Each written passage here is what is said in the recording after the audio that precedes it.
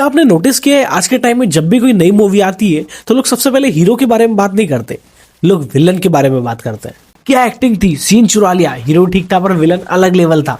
और ये सिर्फ एक मूवी के केस में नहीं है, ये आज एक ट्रेंड बन चुका है। बॉलीवुड में विलन सिर्फ बुरे लोग नहीं होते, वो कहानी का सबसे इंटरेस्टिंग हिस्सा बन चुके हैं।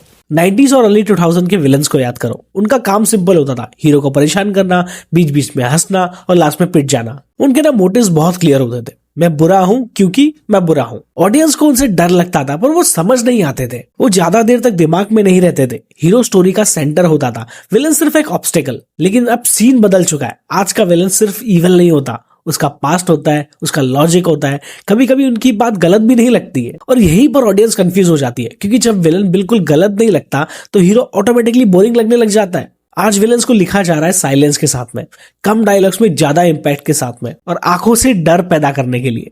अब बात करते हैं धुरंधर की। इस फिल्म में विलन सिर्फ पावरफुल नहीं है, वो मेमोरेबल है। उसके सीन कम है पर जब भी वो आता है स्क्रीन का कंट्रोल उसके पास में होता है। वो चिल्लाता नहीं है, वो ओवर एक्टिंग नहीं करता, पर उसकी प्रेजेंस से टेंशन क्रिएट होती है। ऑडियंस उसके बारे में बात करती है, क्लिप शेयर करती है, डायलॉग्स कोट करती है। और यहीं पर एक चीज इंटरेस्टिंग होती है, लोग हीरो के एक्शंस भूल जाते हैं पर विलन के मोमेंट्स याद रहते हैं। सिर्फ धुरंधर नहीं, रिसेंट ईयर्स में एनिमल का अबरार, फैमिली मैन का रुकमा, पद्मावत का खिलजी, ये सब एक चीज कॉमन शेयर करते हैं, ये विलन्स कहानी को आगे ढकेल रहे हैं। कभी कभी हीरो रिएक्ट करता है लेकिन विलन ड्राइव करता है, और ऑडियंस को ये पसंद आ रहा है।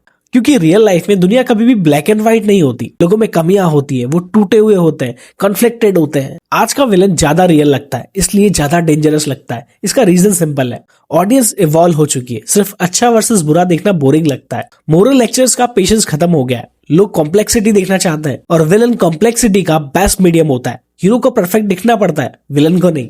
इसलिए राइटर्स विलन के साथ ज्यादा एक्सपेरिमेंट करते हैं, और जब राइटिंग स्ट्रांग होती है एक्टिंग ऑटोमेटिकली साइन करती है। लेकिन क्या हीरो पीछे छूट रहे हैं, ये सवाल इंपॉर्टेंट है। प्रॉब्लम ये नहीं है कि विलन्स बेटर हो गए, प्रॉब्लम ये है कि हीरोज वहीं के वहीं रह गए हैं। Same template, right years, emotionally safe, predictable decisions. जब हीरो रिस्क नहीं लेता तो विलन नेचुरली स्पॉटलाइट ले लेता है, और ऑडियंस स्पॉटलाइट उसी को देती है जो रिस्क लेता है।